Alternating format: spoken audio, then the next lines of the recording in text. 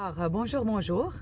Euh, Par rapport à moi, quand on a alors notre foie qui fonctionne parfaitement bien, en bonne santé,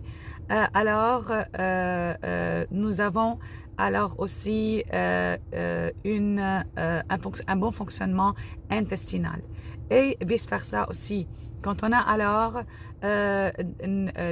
les intestins, les intestins grêles et le côlon qui fonctionnent en bonne santé, on a aussi le foie le foie qui fonctionne aussi en bonne santé. Donc, pourquoi alors je dis ça? Donc, le détox alors par le foie, l'organe major qui fait alors le détox parmi les autres organes. Alors, ça se fait alors selon deux processus. Alors, phase 1 et phase 2 et alors phase 3 ou bien les toxines sont excrétées par les urines ou bien alors par les intestins. Et alors, quand la phase 1, le détox, comme j'ai dit, se fait par la phase 1 et la phase 2. La phase 1 qui se fait alors par l'enzyme qui s'appelle cytochrome, P450 et alors se fait par la phase 2 aussi, par la conjugaison. Donc, pour que la phase 2 continue, pour que la phase 1 continue en phase 2, c'est très très nécessaire qu'on qu'on ne mange pas de grapefruit. Je vais faire alors une vidéo détaillée en ça.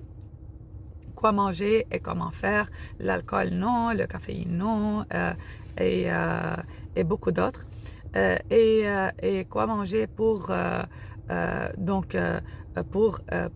améliorer, pour faciliter ce processus. Donc, à la phase 2, où il y a alors la conjugaison, le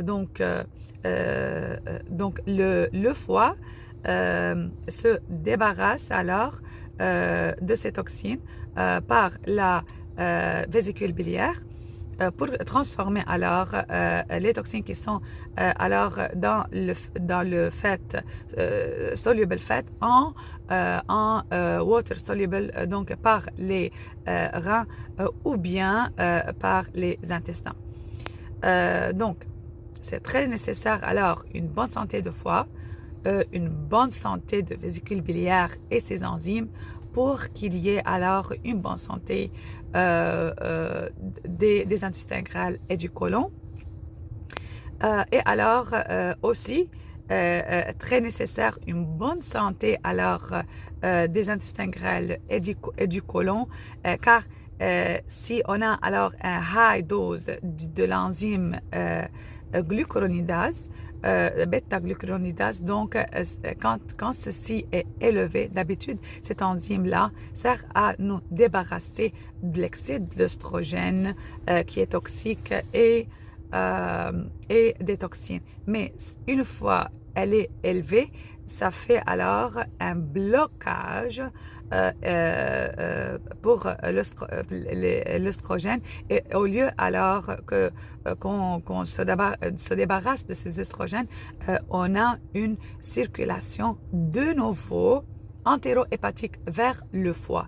Et alors, le foie va avoir un load en œstrogène qui est toxique, ce qui provoque pas mal de pathologies pour la femme. On va faire une autre vidéo aussi expliquant comment alors il y a aussi des mimiques œstrogènes sur les récepteurs qui nous font aussi beaucoup de problèmes. J'ai déjà expliqué aussi l'œstrogène par rapport à l'homme, qu'est-ce qui provoque et comment alors se débarrasser pour faire un boosting de testostérone et se débarrasser de l'œstrogène. Vous pouvez alors le voir. Alors, très très nécessaire de faire un bon diagnostic et de traiter les causes. Donc, le médecin fait son diagnostic, fait les investigations, mais ça ne suffit pas de faire un management pour les symptômes. Donc, c'est à nous de continuer le chemin et de traiter les causes. Donc, the root causes for the pathologies. Donc, je vous souhaite pour le moment une très belle journée et à très très bientôt.